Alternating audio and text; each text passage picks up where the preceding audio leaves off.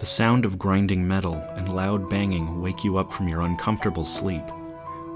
But the bed you laid down to rest on is not the same bed you awake in.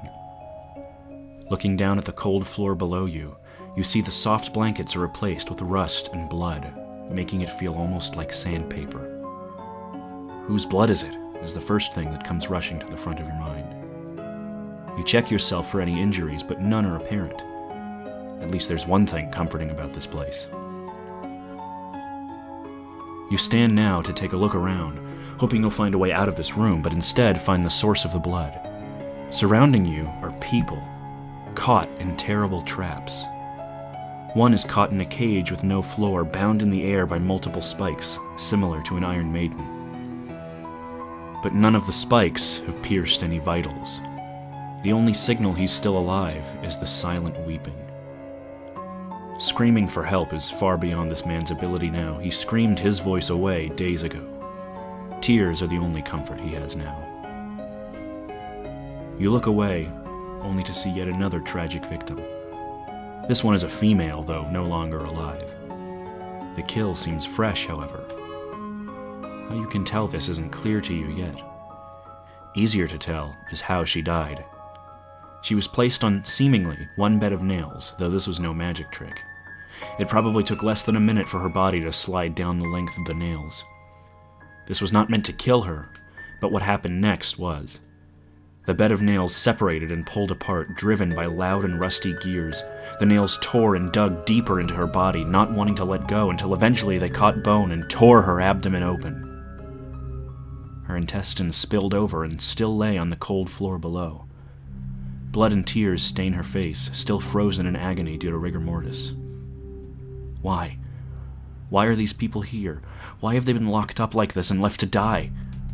You don't question why you yourself are here. It doesn't feel wrong. In fact, this place comforts you to some degree. This large room filled with victims, both alive and dead, feels like home. You wander around aimlessly, paying no heed to the few capable of calling out to you, begging to be set free, begging for mercy. Mercy from what, you question in your head? I was not the one who put you here. This brings you to ponder why they were put here. What could they have done to deserve this? Though this may sound like sympathy on paper, it is not. You firmly believe this is where they belong.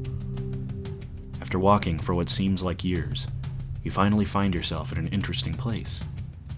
Isolated from the tortured men and women is an antique-looking mirror. The metal framing of it is the only metal to escape the rust of time and blood of man. You raise your hand to the mirror, touching it delicately, as if it would fracture into pieces if you weren't careful. Gazing at yourself in the mirror, you find your wardrobe to be different than the one you're seemingly wearing. On you is what you thought you normally went to bed in, but the mirror tells a different tale. The details of this outfit are blurry, and covered in far too much blood and flesh to be made out properly. In your confusion, the mirror image speaks to you in a soft tone, as if these words were meant for your ears only. It's all right. I did this for you. I did what you couldn't do. You were weak. That's why you needed me. Someone to punish them for their sins.